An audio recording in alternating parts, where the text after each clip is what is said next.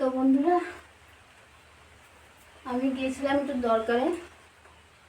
তো যাই হোক, আজকে আর বাজারে যাইনি। আজকে গেছিলাম এই আমাদের পাশের বাড়িতে একজনকে মাসি বলে ডাকি। তো ওনার বাড়িতে কেউ থাকে না, মেয়ে আছে, মেয়ে পড়াশোনা করে, ওনার স্বামী বাইরে কাজ করে। তো যাই হোক, মাসি বলে ডাকি, পাড়া প্রতিবেশী। কিন্তু ভীষণ ভালোবাসে আমাদেরকে, আমরাও ভীষণ ভালোবাসি ওদেরকে। তো যাই হোক, তার শরীরটা কালকের থেকে খুব খারাপ হয়ে গেছে। তার জন্য তাকে নিয়ে আজকে ডাক্তারের কাছে গেছিলাম। ধরো আমরা এক পাড়াতে থাকি, আমি যদি ওর পাশে না থাকি, ও নিশ্চয়ই আমার পাশে থাকবে না। সবাইকে এটা করা উচিত, খালি আমি থাকবো না ও থাকবে সেটা করলে তো হবে না। সবাইকে এটা, যারা বোঝে না সেটা তারা করে না, কিন্তু যারা বোঝে তাদেরকে এটা করা উচিত। একে অপরের পাশে থাকা দরকার। তো যাই হোক, আমি তাকে নিয়ে গেছিলাম ডাক্তারের কাছে। সে ওষুধ আনলো। মানে ওনার হয়েছে, স্পন্ডালাইসিসের ব্যথা হয়েছে কালকের থেকে।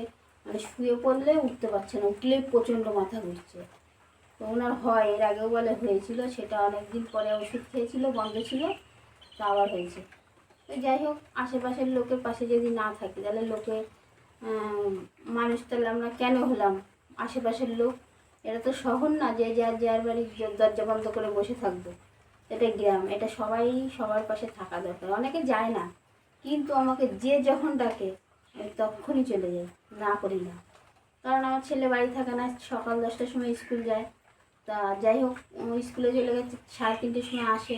আমার হাতে অনেক টাইম আছে। যদি কারোর বিপদে পড়ে, তাহলে বাড়িতে ছেলে থাকলেও আমি কারোর কাছে রেখে চলে যাই। কারণ বিপদ আপদের সময় আমরাই দেখব, না দেখলে ওরা কী করবে? তাই সেখানে গেছিলাম। তো খুবই কষ্ট হয়ে গেছে, অনেকটা হেঁটেছি। তো যাই হোক, এইটা বলার জন্য ভিডিওটা চালিয়েছি। একটা করে লং ভিডিও প্রতিদিন দিচ্ছি। ভিডিওটা খুব ভালো চলছে, লং ভিডিও, তার জন্য দিচ্ছি।